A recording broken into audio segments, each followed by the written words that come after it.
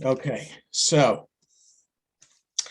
our portion today is Toldot, the blessing for Torah study. Baruch atah Adonai Eloheinu melech haolam shekidshanu b'mitzvotav v'tzivanu la'asok b'divrei Torah. Amen. This is the only portion that focuses just on Isaac and Rebekah and their children, with no reference to Abraham and Sarah, who died in last week's portion.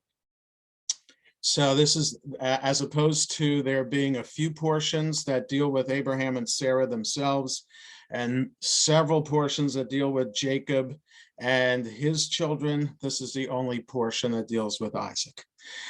And secondly, I wanted to, the portion begins in Eitz Chaim on page 146. But what I wanted to look at is from the end of the portion, chapter 27, which is just near the start of the fifth Aliyah. So page 153 in the Eitz Chaim. So what happens there, Rebecca continues the history of matriarchs being barren. Right, Sarah is barren, and an angel has to come to provide a miracle for her to give birth to Isaac. Rebecca is barren, and Isaac prays on her behalf. And then we'll see that Rachel is barren as well. So it becomes a literary device that the Torah and the Bible uses in order to teach a lesson about infertility and women who are struggling with infertility. And it all of the stories in the Bible of infertile women are meant to be compared and contrasted with one another. And when there are differences, it's important to understand the differences. So that Abraham doesn't pray for a child. Abraham complains to God, you promised me that I'd be a father of a great nation, and how is that supposed to happen? Is it supposed to be with my servant Eliezer? So there's no prayer, there's argument, which is another interesting idea. How do we, what do we learn from the patriarchs and matriarchs as to how to approach God? So Isaac himself, Isaac doesn't have much of a voice in the Torah itself. Abraham has a very clear voice. There are lines of dialogue that the Torah records that Abraham says, and there's really not much. The way the Torah presents it is that Isaac said the following, as opposed to having quotation marks and actually hearing what Isaac is saying. In other words, you can describe that somebody told somebody else about such and such, and that's mainly how Isaac's talk is described, as opposed to Abraham, where it says, Abraham said to God, would you destroy the cities of Sodom and Gomorrah if there are 50 people in it? So Abraham is an active speaker in the Torah. Isaac is not. So I said we were going to look at page 153. Let's just look at page 146, the very beginning of the portion, just to give an example of what I'm talking about. So the Eile Toldot Yitzchak, this is the story of Isaac, ben Avraham, the son of Avraham. Avraham holida Yitzchak. Avraham begat Isaac. Vayehi Yitzchak ben Arba'im Shana. Isaac was 40 years old. Bekachto et Rivka, when he took Rebecca, or married Rebecca, Bat Betuel, the daughter of Betuel Ha'arami, the Aramean, Mi Padan Aram, from Padan Aram, Achot Lavan, the sister of Lavan, Ha'arami, the Aramean, for him as a wife. Lo leisha. Vayetar Yitzchak la'Adonai. So now this is interesting too. In modern Hebrew, the word for prayer is vayit palel. So here it's vayetar. Isaac pleaded, and just a second. Yeah, the commentary above the line doesn't even point out anything about that word. Isaac pleaded with God, lenochach ishto, in the presence of his wife. So that's, here it says on behalf of his wife. Lenochach, see, I'm thinking of modern Hebrew. Nochechut is the noun that would come from this three-letter verb, which would mean presence. That is presence. Okay, not gifts, but presence. So in the moment or with someone.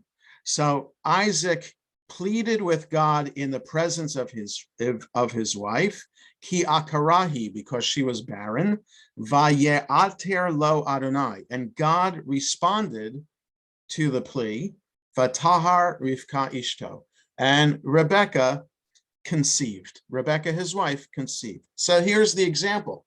In other words, we don't know what Isaac said.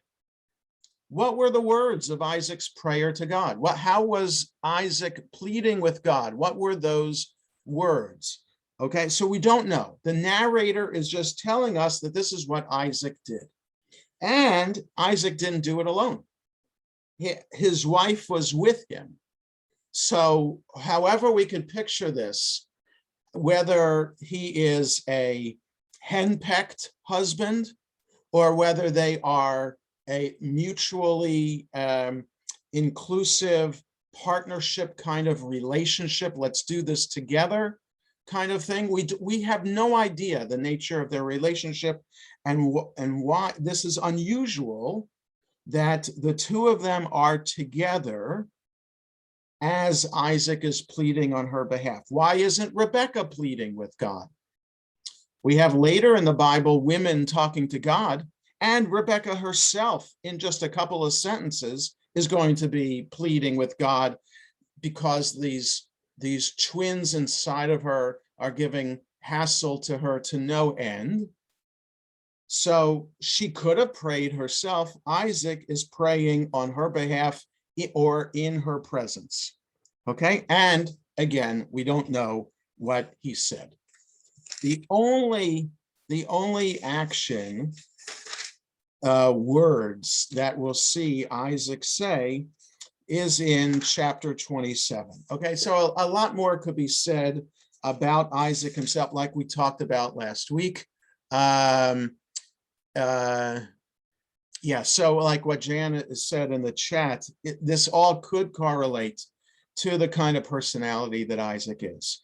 Do we really know what kind of person he is? We don't know, but and it's only the modern reader who is more psychologically astute and aware of different kinds of personality or personality disorders that we could even begin to explore that perhaps Isaac is not normative. And that, or neurotypical, let's say, that perhaps he could be on the autism spectrum.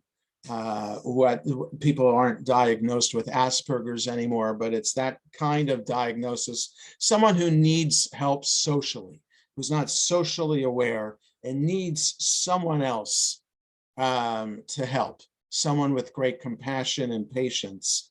And that could be all the elements of the nature of the relationship of Rebecca and Isaac.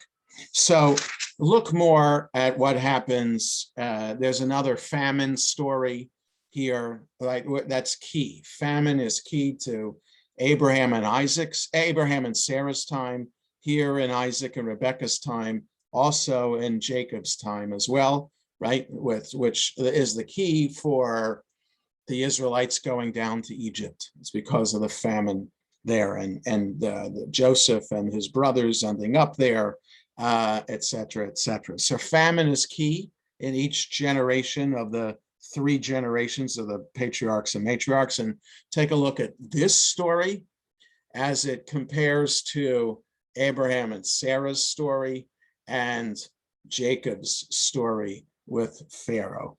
So, and the other key feature here is Isaac never leaves the land of Israel.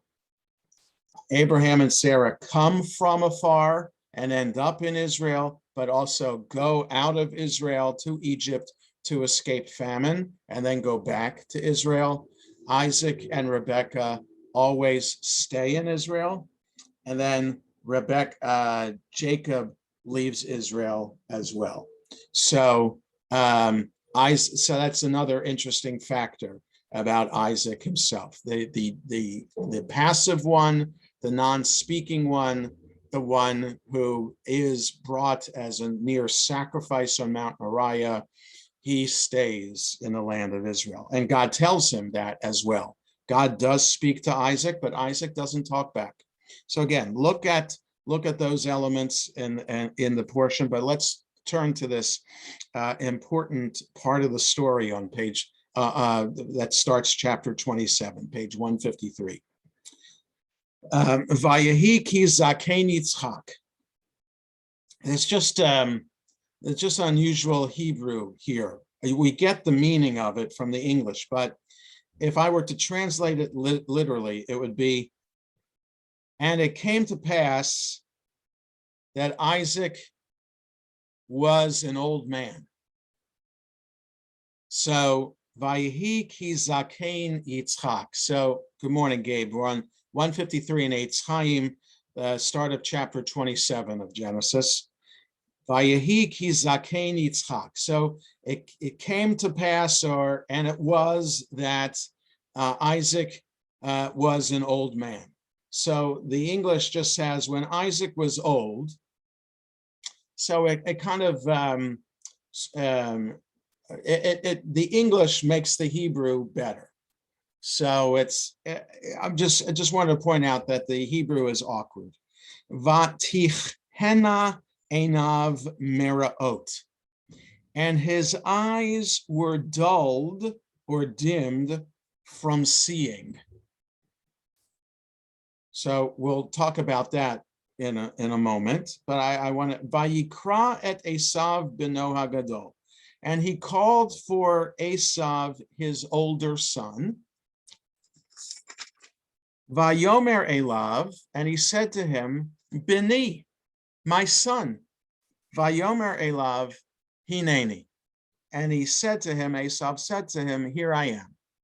Okay, again, the first words that we're hearing out of Isaac's mouth, quoted as he is talking live, is Bini, my son. Vayomer, hinena zakanti. And he said, here I am, grown old, lo yadati yom moti. I don't know the day of my death. Or as the English says, I don't know how soon I may die. I prefer the literal translation that I'm offering. I don't know the day of my death. Now, it could mean what the English translation says. You know, I don't know. I think I'm going to be dying soon, but I'm an old man. I don't know when I'm going to die. It's sooner rather than later, that kind of idea. Va'ata, and now, sanach chelecha, pick up your tools or your gear. Telyacha v'kashtecha, that it's translated as your quiver and your bow. V'tsei hasadeh, go out to the field. V'tsudali tzayid, and hunt me some game. Va'aseli mat'amim, and make for me tasty things from the game, that is, ka'asher ahavti, that I like. So how do we know? How does Esau know what Isaac likes? So it's just a little sense here of, that there's some family dynamics going on here, and that everybody knows Isaac's favorite food, right? So he's an old man, and, he likes his, I don't know, he likes his cholent, or he likes his steak, whatever it is, or his lamb chops. He likes them fresh, and go hunt me this. So, you don't hunt a sheep, obviously, or a cow. So he likes his venison. Okay. So, so make it for me the way I like it. That's what he's asking Isaac. Veheviali ve'ochela, and bring it to me and I'll eat it. Ba'avor tevarechacha, so that I'll bless you, or my tevarechacha nafshi b'tera mamut, so that my body, we could be tempted to say my soul, but in the Torah, nefesh does not mean soul. It means my body. So bring it to me so I can eat, so that my body can bless you before I die. Now, I want to say something about his eyes dimming, because there's interesting midrash about this. And let's look below the line to understand this, but there's a variety of understandings of what that means. Why does the Torah bother to tell us that Isaac's eyes are dimmed? Now, just by reading it and understanding that Isaac's an old man, we all know that it's very common as we grow older to get cataracts, right? Both of my parents have had cataract surgery. It's very common for people who are older to have their eyes dim. And so in modern times, you can have cataract surgery and to cure yourself of the dimming of the eyes. So it's not unusual for the Torah to say this, that in other words, it's even more so, why does the Torah bother to tell us this? All the Torah has to tell us is that he's old and near death. So we can all imagine for ourselves what kind of condition he's in. He's frail, whatever it is. Why does it have to tell us that his eyes are dim? What's important for us to know about the dimming eyes? Yes, Jan. This is the English teacher in me coming out, but almost like foreshadowing, because yes, when the other son comes for the blessing, that explains why he didn't recognize which son he was blessing. Yes. Okay. So that's definitely for reading the story as literature. And as you point out, Jan, as we not necessarily as an English teacher, but as a careful reader, we have to be aware of details. And so there are no extraneous details in the Torah. And in good literature, there aren't extraneous details either, right? Everything that is written is there for a purpose. And the, just a second. My wife is just confirming that the furniture was delivered.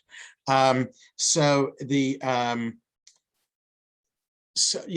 good literature, the details are not extraneous. They all have a reason, and even people's names in literature are important as well, right?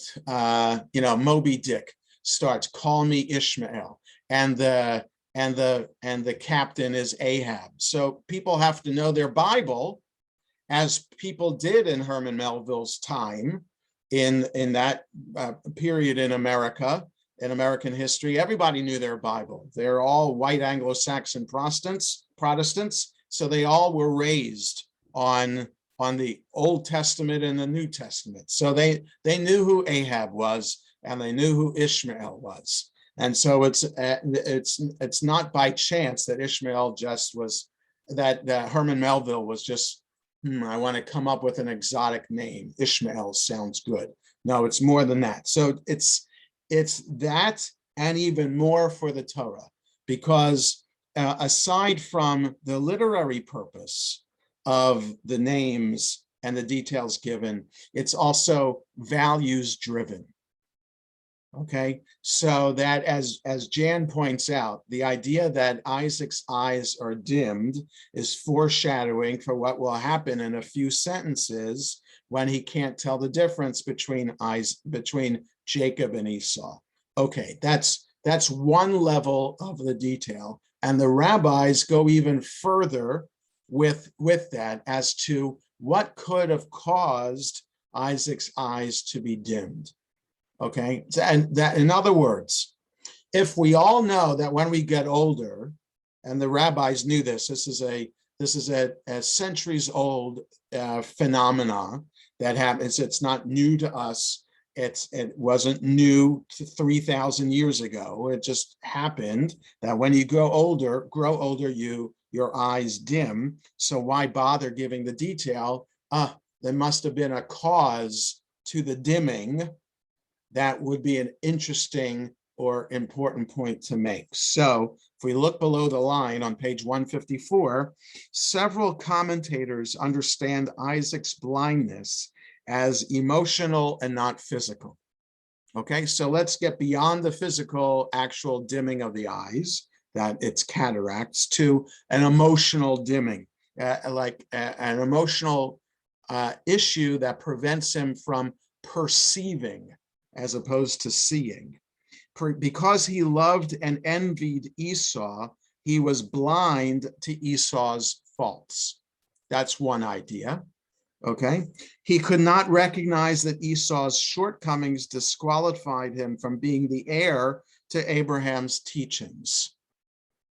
Right. So in other words, we know, because we've read the Torah many times, we know that Jacob is the one destined to carry on the covenant from Abraham and Isaac to Jacob. That Esau is not the one destined for that. And because Esau is not the one destined, that's why the rabbis ensure that we know as the reader that Esau deserved not to be the next in line. And that's why the rabbis come up with a variety of stories and interpretations to help us understand that, no, don't think, as we are about to read the story, that Rebekah is tricking Isaac and that Jacob is part of the subterfuge and that they are at fault for tricking their father. No, no, no. It's all part of God's plan to ensure the blind Isaac, that Isaac will be forced to see the truth of Jacob being deserving of the blessing.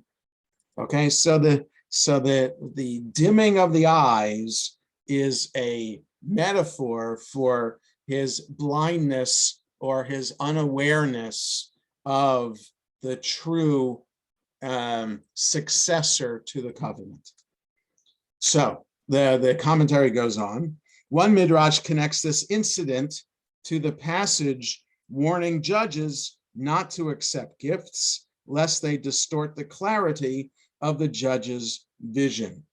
All right, so that possibly this is the asking Esau to bring this delectable feast is a lesson not to bribe the judge for a positive outcome. Or, and it goes on, Isaac's judgment is clouded by Esau's bringing him his favorite foods. Another midrash recalls Isaac, and here's another classic one. Another midrash recalls Isaac lying on his back on the altar at the time of the Akedah, the binding of Isaac, glimpsing the light of heaven when the angel appears to spare his life, and suggests that Isaac was never able to see events on earth clearly after that. So in other words, Isaac on his back, when the angel appeared to stop his father from slaughtering him with the knife, that he had a glimpse of heaven that the average person doesn't get a glimpse of. And that caused his eyes to be affected permanently. But there's another midrash that Rashi brings that's not here, that the angels were crying when they saw that Abraham was about to lower the knife, and that the angels' tears ended up in Isaac's eyes, and that the tears, the angelic tears, caused the blindness. So it is a heavenly phenomena, according to the Midrash, that caused Isaac's dimming of the eyes or the clouding of the eyes, whether it's what he saw in heaven that the average person didn't see, which affected him spiritually, or whether it's angelic tears that actually fell into his eyes. So this is fascinating too. So, from a detail in a story that Isaac's eyes are dim, which we could pass over, because if we're not taking every word as seriously, but from that, because the rabbis did take every word seriously, they come up with this fanciful and really imaginative ideas. And then the commentary goes on, having been afforded a glimpse of heaven, Isaac was naively blind to lying and deceit on earth. He could no more recognize the transparent lies of Jacob than he could recognize the unworthiness of Esau. So having your head in the clouds affects your judgment, both for good and for bad. And now here's the last paragraph here. Rebecca resorts to duplicity because she has no other way of bringing about what she knows is right and what God told her. She cannot persuade Isaac that he is wrong about the respective merits of their two sons. Once again, as so often in the Torah, God's, and at bottom of 155, God's work is carried out by the least powerful members of society, women and younger sons. Okay, so this is all a way of kind of explaining away the actions in the story itself. The actions in the story, you kind of have to scratch your head over. Why was it necessary to resort to cheating and deceit in order for Jacob to receive the blessing? Couldn't have there been a more honest way to do that? And couldn't that have been the message that the Torah should have tried to teach? That these people who are the patriarchs and matriarchs of our tradition, these people that we hold on a high pedestal, why are they resorting to basic human trickery? Or shouldn't they have been better than that? And, Abraham and Sarah did that when Abraham told Sarah to lie and say, "You're my sister," when they went down to Egypt to escape the famine. Here, Isaac and Rebecca and Jacob are involved in this too. And we know that later on in next week's portion, Jacob's going to be a victim of subterfuge as well. And Joseph does this as well in lying to his brothers and hiding the fact of who he is when he reunites with them in Egypt. So yes, deceit is all part then of the family origin story of our people. And maybe that's just the lesson, that we have deceit within us and we have to try to overcome it. Yeah, Jan. So I almost look at it just slightly differently. Yeah. And that if all of these characters, if all of these people early on were all perfect, yes, and did everything exactly perfect all the time, yeah, it would almost seem like it's too high a bar for the rest of us to try to live up to. But if they did the right things the most of the time, but had some flaw in there somewhere, and still were able to be resilient and figure it out and work it out and move on, then maybe that gives us hope that we should try to do the right thing all the time, aim towards perfection.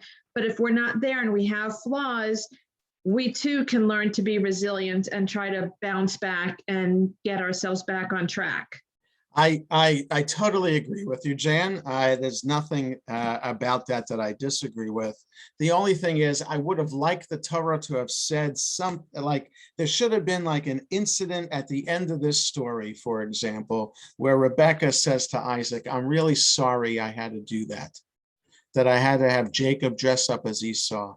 But I knew from my encounter with God that Jacob is the one who is destined to carry on the relationship, the covenant, not Esau.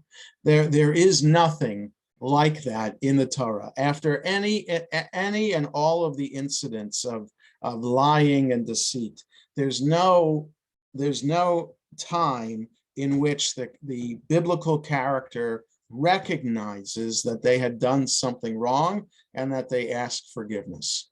So it just that's interesting too.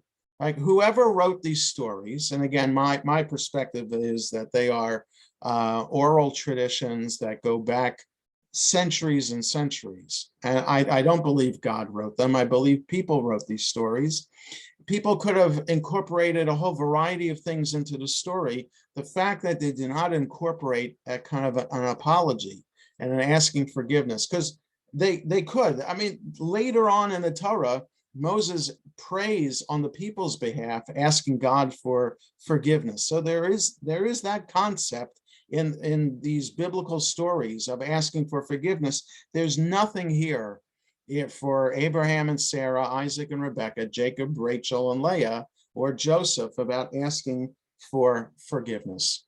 The only person who says it, because I'm thinking about this phrase, is the guy in prison who Joseph interpreted his dream, the one who stayed alive and restored to his position, and never tells Pharaoh about the dream interpreter Joseph until Pharaoh has his dream, however many years after that is. And that guy, that non-Jewish courtier of Pharaoh, says, Et chata'ai ani maskir hayom. My sins I recount today. So Abraham and Sarah, Isaac and Rebecca, Jacob, Rachel, Leah, Joseph, do not say that line, which is a Jewish line. And there was a rabbi I knew back in my New England days who would say that often at rabbinic meetings, just use that phrase. So it becomes a Jewish phrase. I admit my faults today. None of these Jewish characters admit them. Yes, Jan. But isn't that one of the, like, human nature? That's really hard for us to stand up and say, I blew it. I did it wrong. Yeah. And so, you know, it takes a while, and maybe this is why it's harder for us to do, because we don't have as many models of it. But we now, current times, there's a lot of folks that really struggle with acknowledging, admitting errors, mistakes, right, wrongdoing of whatever, even when but it's we not invoke these offenses, but even small stuff, it's hard. We invoke these people's names every day, 3 times a day when we pray. At the beginning of the Amidah, every single day, 3 times a day, we invoke their names because they're supposed to inspire us to do good, because theoretically they did good. But if they didn't even ask for forgiveness, in other words, yes, it's hard for us to do, but if they did it, which we don't know they did because the story doesn't tell us, but if they did it, then we should be doing it too. So it's up to the rabbis to incorporate those elements into the story and utilize a non-Israelite in the form of the courtier of Pharaoh to say the words that we are supposed to say. So it's all fascinating in the lessons we learn from the Torah and who we learn the lessons from, right? Major things we learn from Moses's father-in-law, Jethro, in terms of the organization of Israelite society. Why leave that to a non-Jew also, a Midianite priest, teaching Moses, of all people, Moses, how to organize society? Why leave it to someone who was thrown into jail by Pharaoh, saved by Joseph, to teach us what to say when we acknowledge our faults, right? Why isn't it the characters themselves, Isaac and Rebekah, Jacob and Esau, teaching us how to act? So yes, so I just think that it's all part and parcel of the lessons that we learn from the Torah, who we're learning the lessons from, and what the lessons are that we're learning.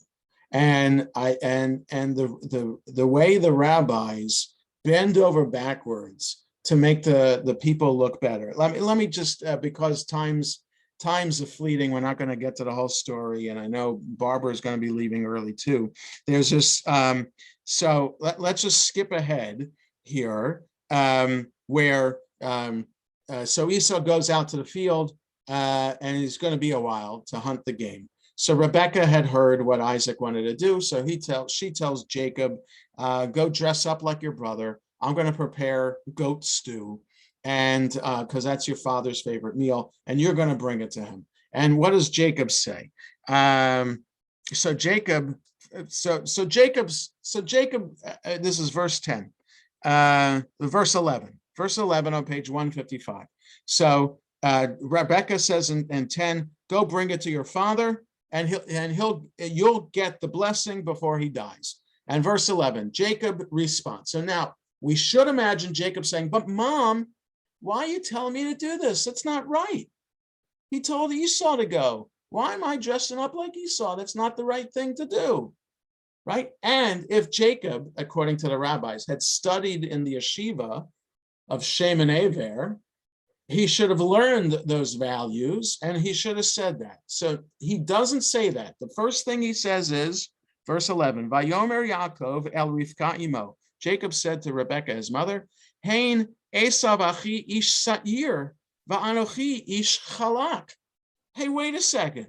My brother Esav is hairy, and I am smooth-skinned. So in other words, not mom, what do you tell me to do? But if you're going to tell me to do it, how am I supposed to pull it off? I'm not hairy like my brother is. So in other words, he wants to be part of this, to go along with the scheme, right? So Jacob is not a good guy here. He's playing along. Ulai 12. Maybe my father will touch me, and I will be in his eyes like a trickster. And it will bring upon me a curse, velo bracha, and not a blessing. So if I don't do it right, I'm gonna get a curse and not a blessing. So if I'm going to do this, mom, I got to do it right. Okay, so that's one thing right there. Jacob is willing and able to play along, but it has to be done just right. Okay, so the next few verses, this is how it's playing out. Now, verse 18. We're going to get to the example of how the rabbis bend over backwards to make Jacob look good. Vayavo el aviv, he came to his father, and came into his father's presence. Vayomer avi, and he said, my father. Vayomer, and Isaac said, Hineni, here I am. Miatabani, who are you? Okay, so he should have been able to tell from the voice, right? If your eyes are dimming, your other senses become more aware. Right, you rely on your other senses, and they become more sensitive to help you understand what's going on. Right, so your hearing should be better. There should be a difference between how Jacob and Esau sound. Right, they're not identical twins, because if Esau's hairy and if they were identical, then Jacob would be hairy too. Okay, yeah, okay. So, and they have different personalities, but identical twins could have different personalities, but okay. Vayomer Yaakov el Aviv. So Isaac says, who are you? Vayomer Yaakov el Aviv. Jacob said to his father, Anochi Esav bechorecha. I am Esau, your firstborn son. Okay, so now this is where it gets clever on the part of the rabbis. Rashi quotes this in his commentary, and this is what the rabbis say about it. Now, we have the cantillation marks on the words that serve as the punctuation marks. So Anochi Esav Bechorecha is all one phrase. I am Esav, your firstborn son. Now, according to Rashi, which is according to the rabbis say instead that we should read this the following way. That Vayomer Yaakov El Aviv, Jacob said to his father, Anochi, comma, Esav Bechorecha. In other words, translate it this way, it is I, comma, Esav is your firstborn son. So that way, if you read it that way, it's the same words, it's just a different emphasis and a different placement of the punctuation marks. Then that doesn't make Jacob a liar. Even though he's dressed up and trying to fool his father, when his father actually confronted him and they asked him a direct question, according to this punctuation, then he is not lying. So now the accepted punctuation, the cantillation mark that we have, has him as a liar. Anochi Esav Bechorecha. I am Esav, your firstborn son. And the rabbis, so if the rabbis did really want to maintain the midrash in which he didn't lie and said, Anochi, it is I, comma, Esav is your firstborn son, they would have put different cantillation marks there. But it's retained in the midrash, but not retained in the cantillation marks, right? So cantillation marks were put there by the rabbis also. So the very same rabbis who are writing midrash are also putting the cantillation marks in. So the punctuation is the accepted way that we're supposed to read the sentence. And how we read the sentence is important for how we're supposed to understand what the sentence is saying. So it's very different to say, it is I, Esav is your firstborn son, than saying it is I, Esav, your firstborn son. Okay, so that's what I wanted to bring out here as the classic example from the rabbis trying to whitewash what the text clearly says. And then how it goes on, and he gets the blessing that was for Esau, and then Esau, of course, comes in and with the food that his father wanted, and then both of them are in shock. Oh my goodness, what just happened? And Esau wants to kill his brother. Okay, so let's stop here for today. And the plot thickens as we, next Wednesday, we will not be able to meet because I'll be in Philadelphia as my parents' stuff is moved out of their apartment. So I have to be in Philadelphia for most of the day next week. So we'll meet again in 2 weeks from today. So the portion Vayishlach will be the portion 2 weeks from today. So have a good rest of the day, everybody, and stay well, and see you soon. Thank you. You bet.